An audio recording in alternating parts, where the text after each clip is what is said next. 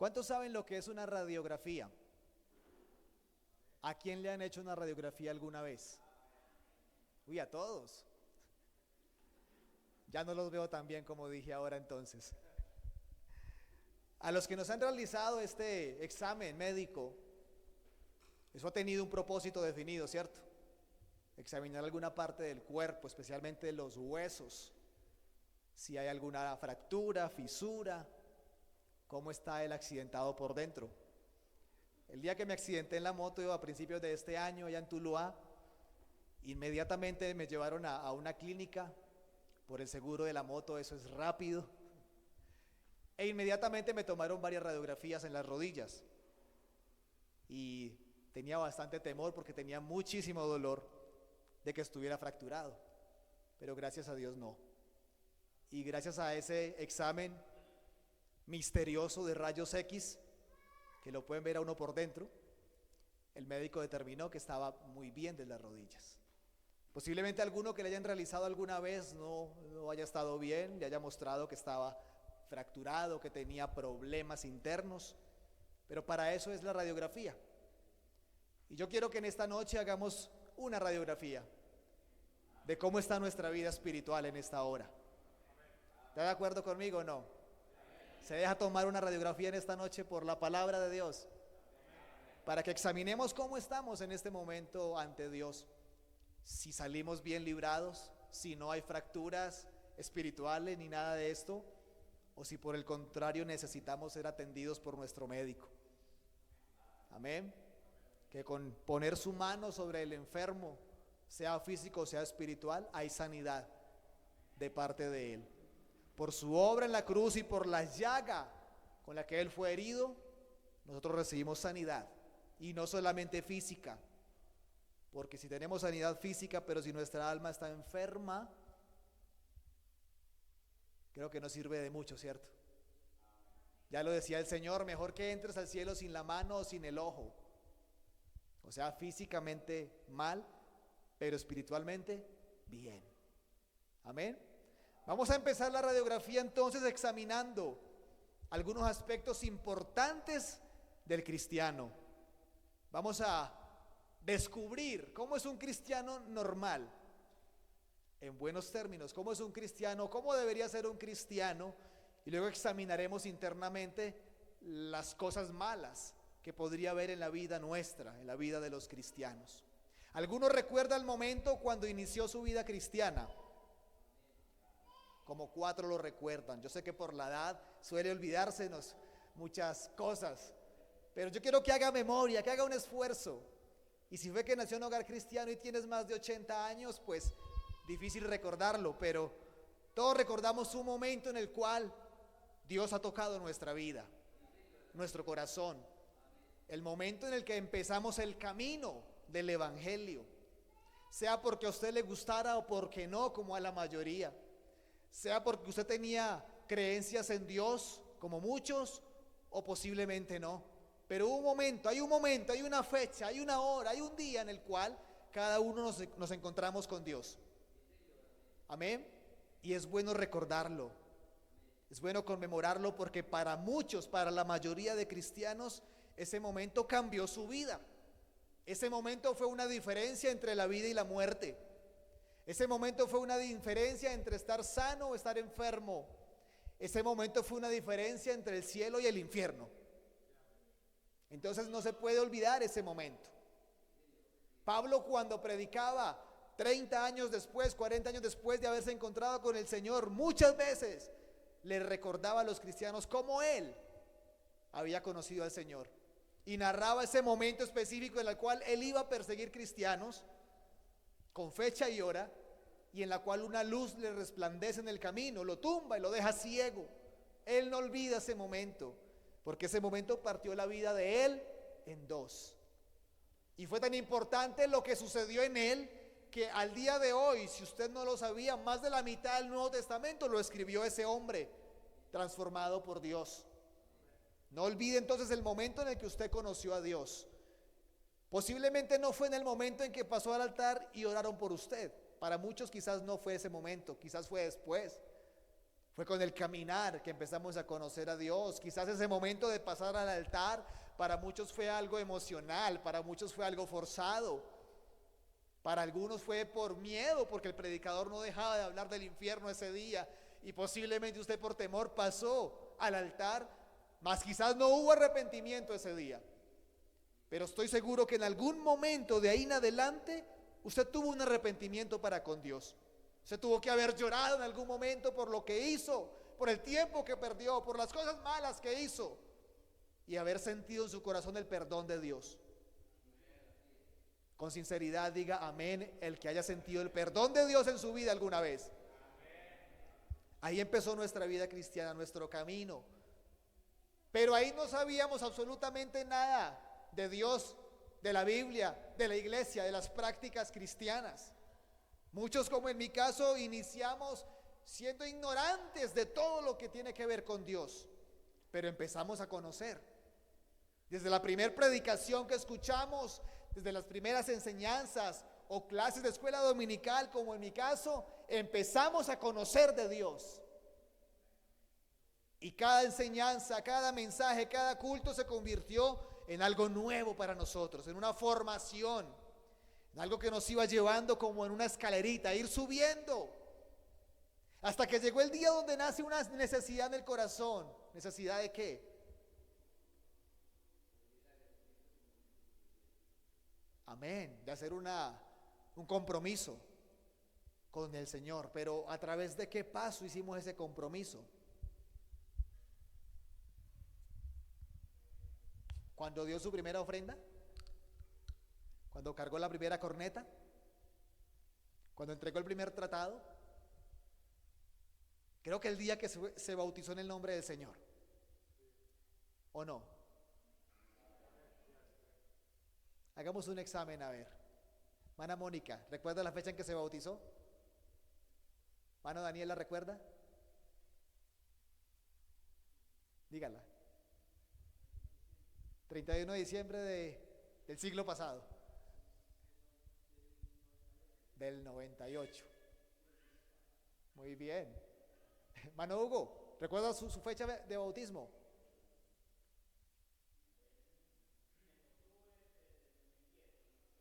¿No recuerda el día?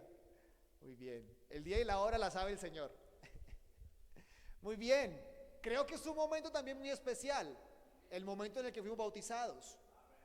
Yo recuerdo de adolescente que el pastor de turno me decía que en el momento del arrepentimiento el Señor quitaba una carga de los hombros del ser humano, pero que al momento del bautismo no solamente la carga, sino la ropa sucia y todo lo que había encima, y comenzaba a caminar el hombre livianito.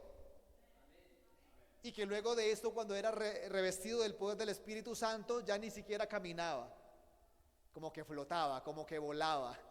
Fue la descripción gráfica que este pastor me diera. Y efectivamente, creo que en el bautismo, allí en ese momento, que lo vemos como una ceremonia, como algo importante, como algo de respeto, donde se le dice al candidato, cuidado que es algo muy serio, cuidado que no vaya a estar jugando con el evangelio. Creo que para muchos ese fue el momento también impactante en nuestra vida. El momento, como dice Pablo a los romanos, el momento en el que fuimos sepultados juntamente con Cristo, y también juntamente con Cristo levantados, resucitados, y luego de eso sentado en lugares celestiales con Cristo. El momento del bautismo no debe ser mirado como algo místico, como algo misterioso, simplemente es una representación de lo que Cristo hizo en la cruz, pero sí un paso muy importante para nosotros. A través del bautismo, según dice la Escritura, son perdonados nuestros pecados, somos acercados al Señor, somos unidos a la iglesia, el cuerpo de Cristo. A través del bautismo somos convertidos en nuevas criaturas. No olvide ese momento, aunque haya sido el siglo pasado. No olvide ese momento, porque fue el momento de encuentro y compromiso con Dios. No lo mire como algo superficial o como algo quizás que le haya pesado hacer en algún momento. Quizás alguno se sienta tan comprometido a tener que estar acá por el bautismo que diga, pues, ¿para qué lo hice? No lo hubiera hecho. Para quienes hemos pasado por allí, creo que ha sido una bendición inmensa. haber imitado a Jesús en el bautismo y haber sido representados con Él en su muerte y resurrección también. Pero luego de esto allí no terminó la vida espiritual nuestra, ¿cierto que no? ¿O sí? Apenas empezaba, ¿o no? Apenas empezaba la vida cristiana, apenas empezaba el aprender a conocer. En mi época se dio mucho énfasis en las palabras que decíamos, algunas que incluso hoy se pronuncian con normalidad en los cristianos. En mi época de adolescente éramos corregidos por esas palabras, porque se quería perfeccionar a ese recién bautizado.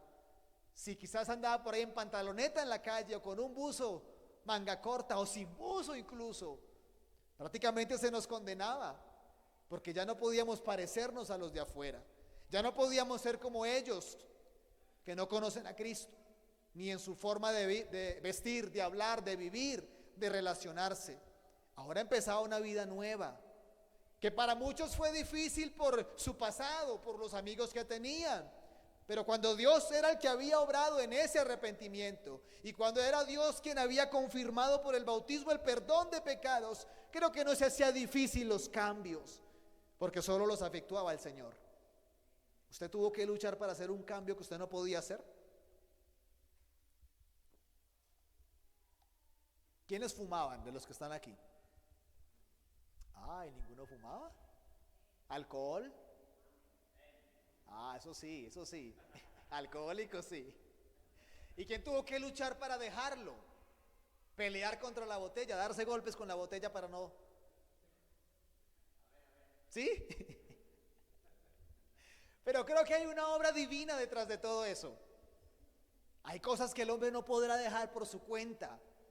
Y creo que somos testimonio de que Dios nos cambió a nosotros lo que no podíamos cambiar, lo que no podíamos dejar. Sea lo que sea, eso que es imposible para el hombre dejar, Dios intervino milagrosamente. De eso podemos dar fe todos, ¿cierto que sí? No terminaba la vida cristiana con el bautismo, antes comenzaba, y comenzaba el camino de perfección, el camino de santidad. Es verdad que se nos exigió mucho para el momento después del bautismo, y a muchos nos dio lidia ciertas cosas, pero con el proceso, con las experiencias, con la palabra, con la obra de Dios, fuimos cambiando, fuimos mejorando, ¿cierto que sí? Luego se nos invitaba mucho a buscar la llenura del Espíritu Santo, ¿cierto? No sé ahora, pero en mi época se nos exigía estar lleno del Espíritu Santo para hacer todo en la iglesia, para colectar la ofrenda, para ser portero, para una cantidad de cosas, era exigencia. Y cuando yo no lo había recibido y estaba aprendiendo con el piano, yo quería tocar en la iglesia. Y un día, una semana, había reunión de pastores, el pastor no iba a estar en toda la semana, así que le dije, ¿puedo tocar el piano esta semana? Y él me dijo, sí, puede tocarlo. Y así que llegó muy contento el martes, culto de Dorcas, a tocar el piano, y el piano estaba bajo llave, estaba encerrado. Quería que lo tocara pero en la casa. Pero mire cómo es Dios. Yo me acerqué al candado, lo miré, lo revisé, le hice fuerza hacia abajo y abrió. Tenía la palabra del pastor que podía tocar, así que lo toqué esa semana. Pero era una exigencia. Luego me dijo, hasta que no reciba el Espíritu Santo no puede tocar el piano. Y yo tardé 7 años en recibirlo. Creo que ya he contado esa historia por aquí. Se nos pidió entonces buscar la llenura del Espíritu. Ahora que hagamos la radiografía vamos a encontrar muchas fisuras por dentro en este tiempo. Vamos a encontrar heridas que posiblemente físicamente no se ven, porque son muy internas, y las heridas internas no se ven así a simple vista, porque los tiempos han cambiado, ¿cierto? Pero los cristianos también hemos cambiado, también en algunos aspectos, y con el respeto que todos nos merecemos, hemos desmejorado, y en muchos aspectos en los cuales deberíamos, al contrario, estar más avanzados. Amén. No nos hemos quedado 5 años en primero, porque alguien dijo alguna vez, yo estudié 11 años en mi vida. Eso sonaba que había estudiado mucho, pero dijo 5 años en primero, como 4 en segundo, como 3 en tercero. Los 11 años no pasó de la primaria. Y algunos cristianos, usando ese ejemplo, a veces no hemos pasado de primero, a veces de segundo, con años de vida cristiana. Y como dijera el escritor a los hebreos, todavía hay que repetir los rudimentos de la doctrina cristiana. Todavía hay que recordarles acerca de los pecados, recordar acerca del amor fraternal, recordar acerca del dar, porque aunque hay años de experiencia, faltan años de práctica. Amén. Pero todavía no hagamos la radiografía, examinemos primero al cristiano normal, a ese cristiano que está contento porque Dios le ha rescatado de su vana manera de vivir, a ese cristiano que está feliz porque por el bautismo el Señor le ha perdonado todos sus pecados, desde lo más leve hasta lo más macabro. Amén. La Biblia dice que al que mucho se le perdona, mucho ¿qué? Este mucho ama. A esos que han salido de allá, de una vida miserable, transformados y rescatados de estar al borde de la muerte, esos aman mucho a Dios. A veces los que nacemos en hogar cristiano y nos traen al culto, y a veces estos no amamos mucho a Dios como deberíamos, porque no hemos recibido un perdón como otros lo han recibido. Pero cuando usted entiende que aunque usted haya nacido en un hogar cristiano y tenido buen comportamiento y parecía un angelito desde que estaba pequeño, también usted un día había sido destituido de la gloria de Dios. Y también usted un día tendría una paga por el pecado que se llama la muerte. Allí no habría misericordia para usted, aunque haya nacido en hogar cristiano. También esos que nacen en hogares cristianos se arrepienten, también se bautizan, también reciben el Espíritu Santo, también tienen que perseverar hasta el fin. Amén. ¿O no está de acuerdo? Yo creo que sí, todos debemos pasar por allí. Y si todos pasamos, entonces todos debemos amar a Dios profundamente, porque todos de una u otra manera fuimos perdonados en algún momento. Perdonados en algún momento. Usted sabe lo que representa, escuche esto, lo que representa para alguien que está sentenciado a muerte en una cárcel como en Estados Unidos, sentencia a muerte o a cadena perpetua por algún delito que haya cometido. Lo que representa para esa persona que por alguna razón sea absuelto de la condena, que por alguna razón le digan no vas a morir en la horca o en la silla eléctrica o por la inyección letal. ¿Sabe qué representa para esa persona? Tiene que haber un impacto en la vida de esa persona. Le están librando de la muerte, aunque no lo merece. Si usted no entiende como cristiano de qué fue librado, tendrá fisuras por dentro que sanar. Si usted no comprende como cristiano de dónde fue libertada su alma, no va a entender la razón por la que está en este lugar. No va a haber sentido a por qué se le canta a Dios con alegría. No va a haber sentido por qué pasar horas de rodillas y pasar días sin comer delante de Dios si usted no comprende la magnitud de lo que Dios hizo por usted. Amén. En eso hemos desmejorado mucho. Porque al igual que muchos católicos y que la mayoría de religiosos, nos acostumbramos a un culto y a la iglesia. Costumbre que nos ha matado, que nos ha desmejorado, que nos ha hecho ver el culto como parte de la rutina, que nos ha hecho ver lo que es sagrado como algo común y corriente. Y aquí viene entonces la pregunta importante: ¿estamos siendo diferentes a la gente del mundo? ¿Nos diferenciamos? ¿Alguien podría mirar de lejos a alguien y señalarlo como cristiano y no solamente por la ropa? Hay que preguntárselo, porque al igual que Moisés, que un día descendía del monte por haberse encontrado con Dios, y todo el pueblo, todo el campamento dijo: tápese sus rostros porque el que viene allá trae una gloria encima. Así también el que está cerca de Dios algo tiene que reflejar, algo tiene que mostrar. Sus conversaciones con sus amigos no pueden ser como las de ellos. En eso hemos desmejorado también.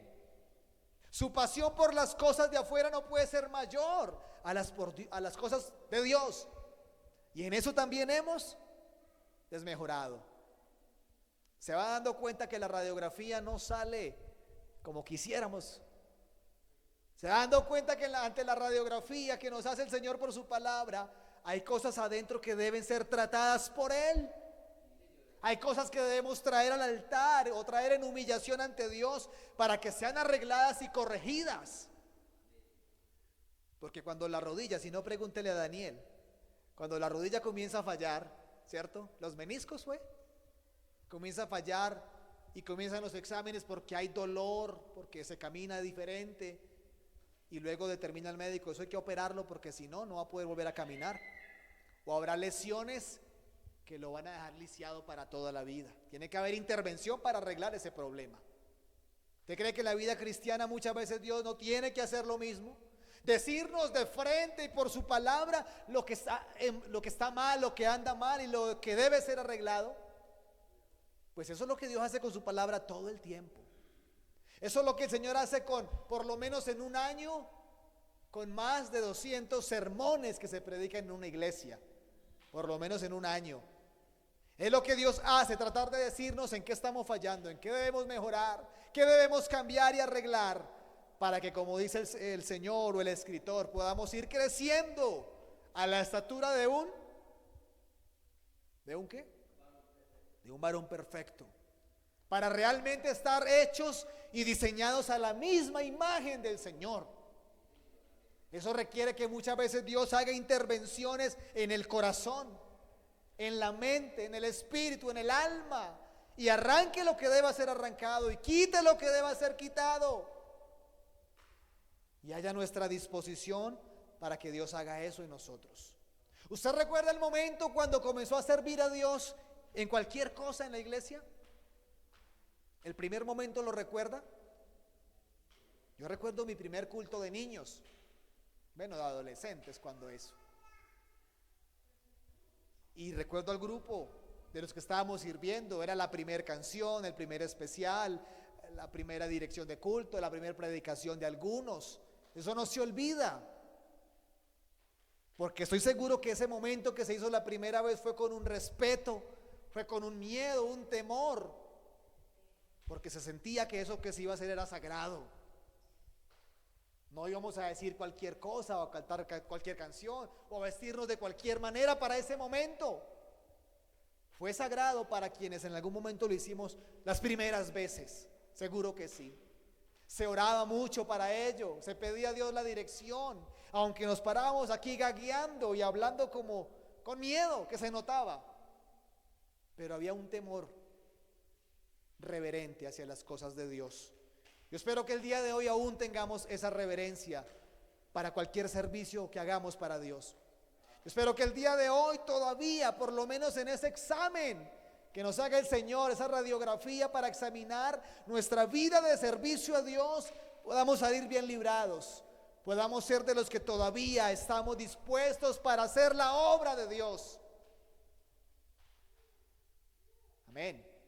Para hacer lo que Dios mande, para no negarnos a nada que Dios nos pida hacer, para estar siempre dispuestos para toda buena obra. Es lo que dice la Biblia, que el cristiano fue creado por Dios ¿para qué? Y preparado de antemano ¿para qué? Dice que para toda buena obra. Y estoy hablando de cada uno de nosotros, no solo los servidores del altar, no solo los que tienen cargo, sino de cada uno de los cristianos. Cuando el Señor llamaba según las parábolas a sus siervos, a todos les colocaba trabajo, a todos. La parábola de los talentos lo dice, y la parábola de los trabajadores en la viña también, a cada uno. Así fuera una hora de trabajo, pero lo mandó a trabajar. A cada cristiano Dios le coloca trabajo. Los que somos padres de familia debemos esmerarnos porque nuestros hijos entiendan también esto. Entiendan también que para ellos hay una misión que cumplir. Amén. Pero si usted como padre de familia no le sirve a Dios, no espere que sus hijos los hagan. Si usted no ora, no espere que ellos lo hagan. Si usted llega tarde al culto, no espere que ellos madruguen. Si usted no lee la Biblia, no espere que ellos lo hagan. Amén. Y créame que en la congregación es lo que mucho se nota. Se va a notar muchísimo cuando hay padres sentados en las oraciones y sus hijos sentados a un lado también, sin pararse. Luego los padres vienen a la directiva de jóvenes o adolescentes o escuela dominical pidiendo ayuda por sus hijos, cuando es posible que el daño se hizo en casa, cuando es posible que en casa no les dijimos a ellos de la misión que tenían, del propósito con el cual habían nacido. ¿Usted se lo recuerda a sus hijos también? ¿Sí o no? Le doy 3 segundos para que lo diga y lo responda.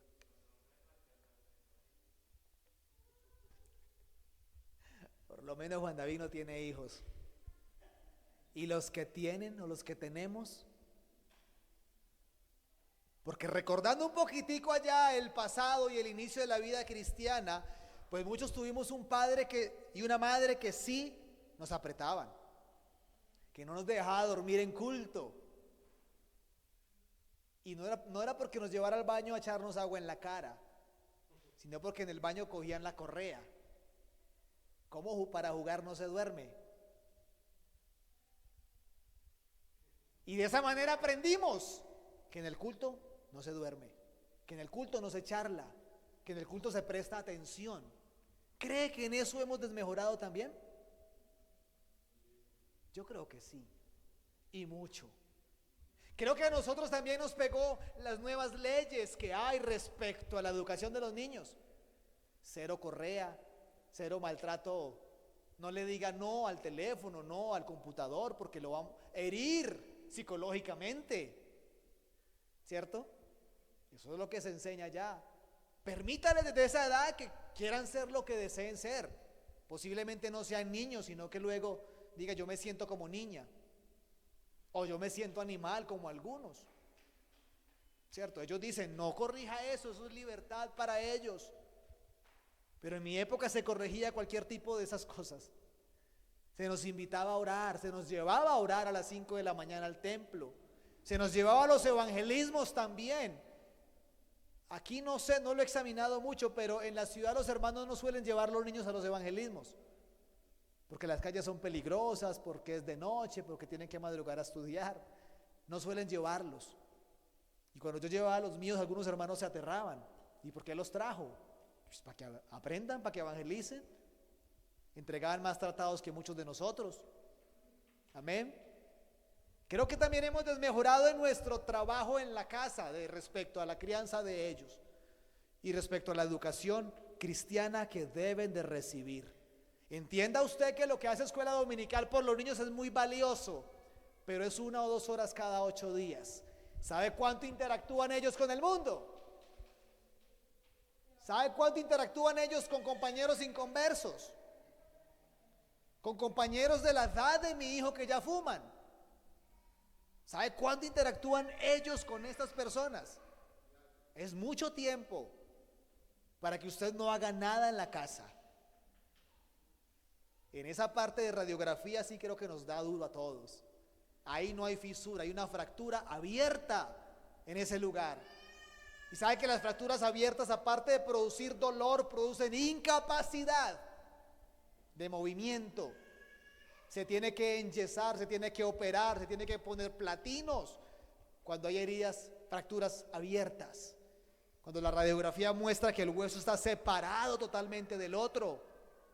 Así en esta radiografía, en este aspecto nuestro en el cual debemos enseñar a los pequeños, sale una herida muy grande que debe ser arreglada.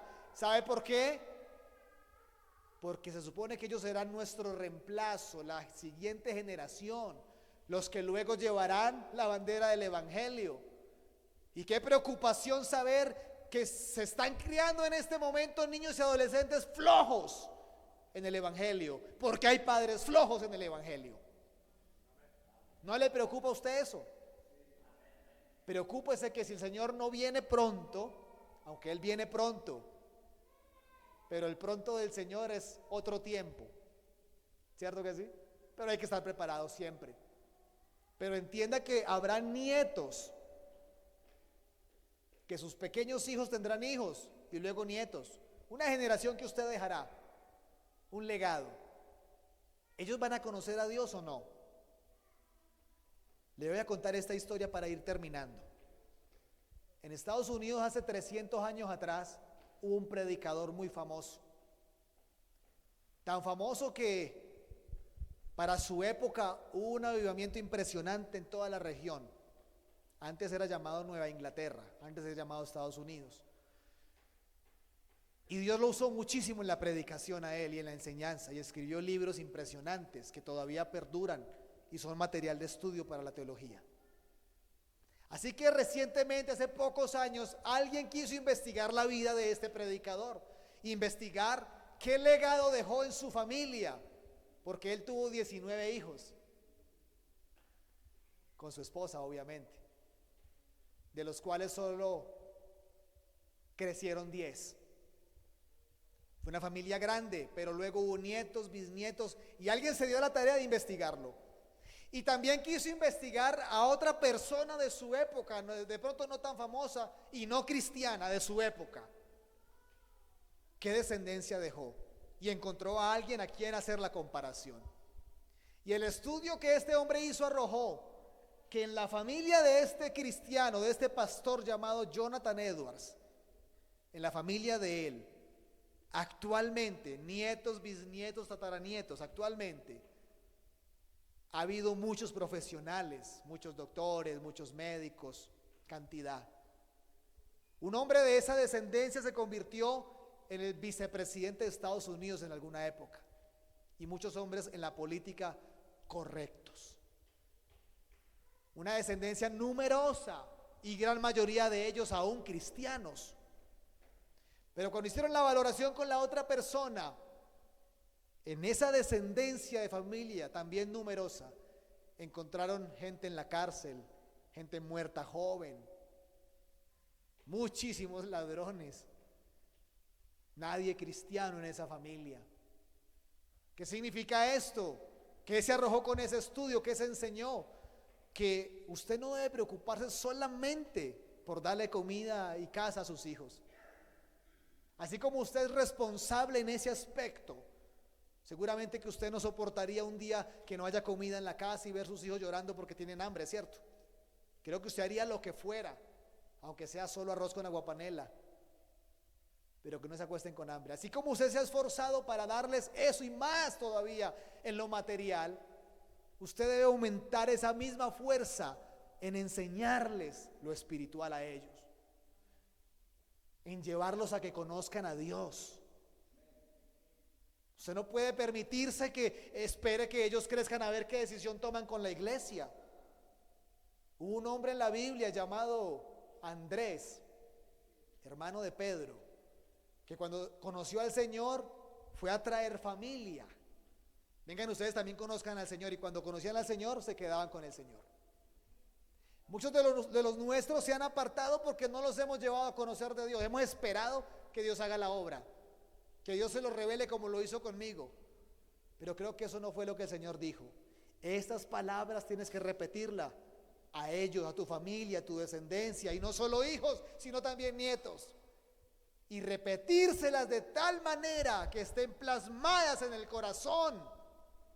Y cuando estén plasmadas esas palabras en el corazón, pasará lo que dijo Salomón un día: si tú lo instruyes en su camino, no se va a apartar siendo viejo. Amén. No se va a apartar siendo viejo. Así que ante esta radiografía, examínese por favor si ha encontrado fisuras, fracturas, si ha encontrado heridas, cosas que deben ser reparadas. Le invito a que lo haga por el bien suyo, de la congregación y de su familia. Le invito a que lo hagamos. Examinemos lo que deba ser arreglado. Hay corazones faltos de amor aquí que deben ser arreglados por la mano del Señor. Hay corazones aquí faltos de pasión por el Señor. ¿Sí o no? Hay corazones aquí que deben tener nuevamente encuentros personales con Dios. Hay corazones y cristianos aquí que deben nuevamente recibir el Espíritu Santo y hablar en nuevas lenguas como la primera vez. Hay corazones que deben encenderse de pasión. Me gusta mucho usar esa palabra porque creo que es la que más debería reflejar un cristiano, de la palabra pasión por las cosas de Dios. ¿Sabe qué es pasión? Que un niño pueda estar 3 horas pegado al teléfono sin hambre, sin sueño y sin nada que le interrumpa. ¿Sabe qué es pasión? Que usted pueda estar 90 minutos viendo a Colombia jugar, aunque pierda, usted dice yo los apoyo. Eso es pasión. O los casos extremos de pasión, que usted se vaya al estadio horas antes de que comience el partido, compre la boleta para ir a ver a esos 22 peludos jugar. Eso es pasión. Sea bueno o sea malo, no lo sé, pero eso es pasión.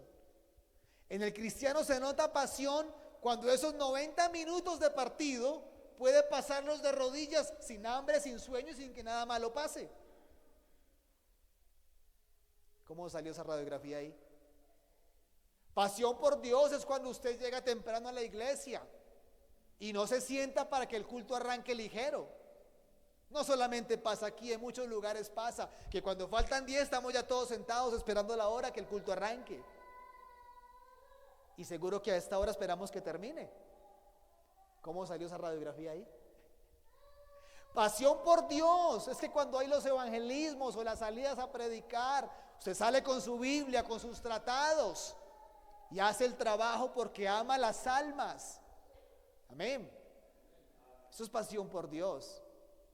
Pasión por Dios no es solamente en un culto avivado, brincar, gritar que Cristo vive. Eso también se hace afuera.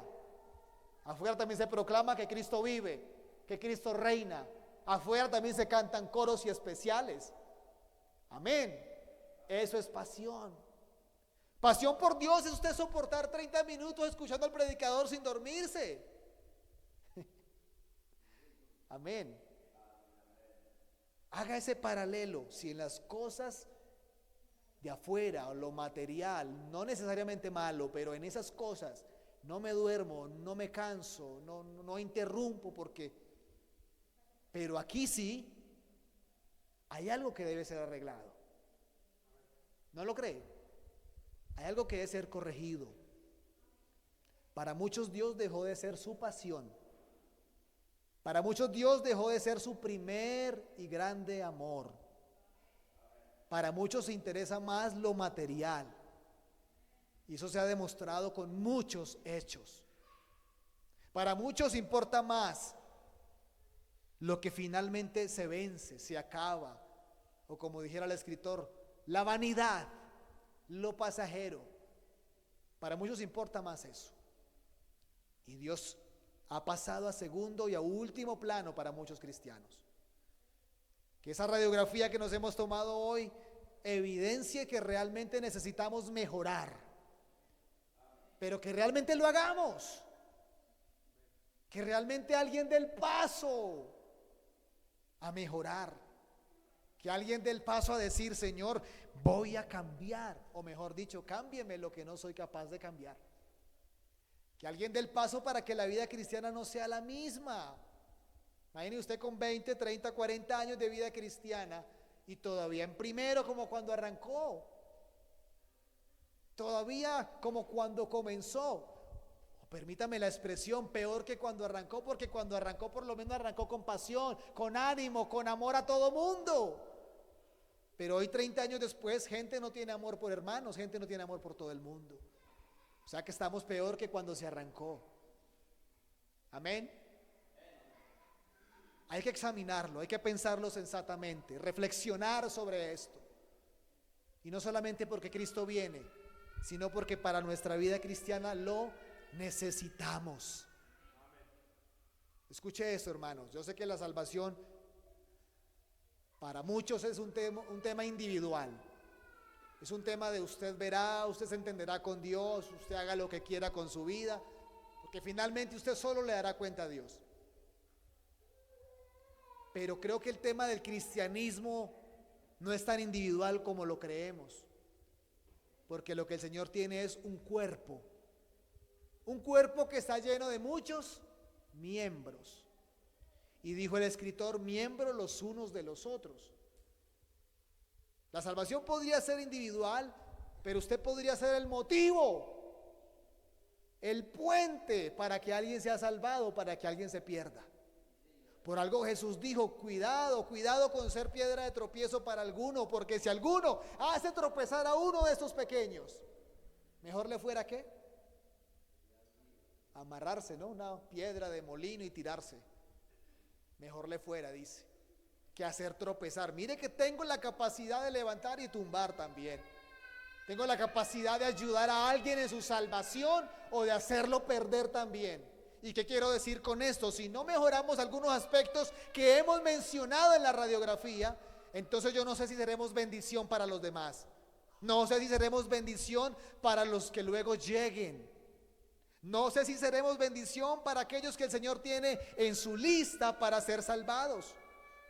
Van a llegar muchos de afuera muy necesitados de amor. ¿Y qué cree que van a buscar en nosotros?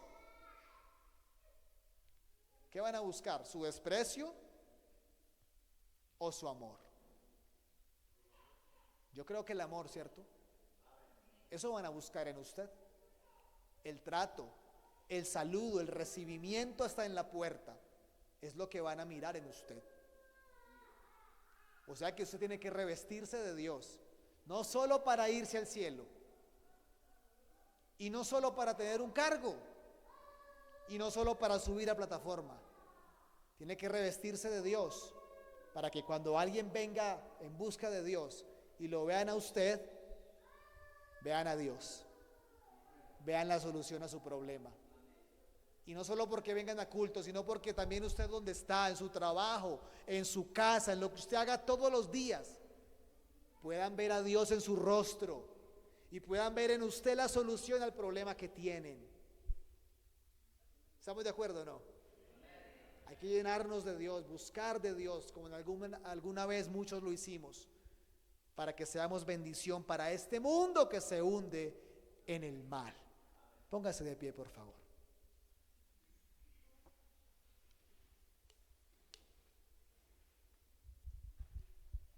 Clame en esta hora al médico por excelencia y dígale al Señor dónde se evidenciaron fracturas o fisuras o heridas en esa radiografía que hemos hecho, y pídale que lo sane. Pídale que lo sane, pero esté dispuesto a que el Señor lo sane, para que las heridas que se producen por una caída en moto que se arrastra por tierra o por pavimento, para que se sanen, hay que estregarlas con mucha fuerza. Se produce muchísimo dolor y sale sangre, y pareciera que lo que me van a producir son más heridas que sanidad, pero no, es la manera médica de cómo se sana una herida, a través de ser limpiada con mucho dolor. Si usted le pide a Dios hoy que lo sane de las heridas que tiene, posiblemente Dios le infrinja dolor a su corazón, posiblemente lo haga pasar por cosas dolorosas, pero no te preocupes, es por tu bien, es por tu beneficio, es porque tu alma sea de bendición aquí para alguien más. Levante sus manos, por favor, e inicie la oración. Bendito Dios y Salvador.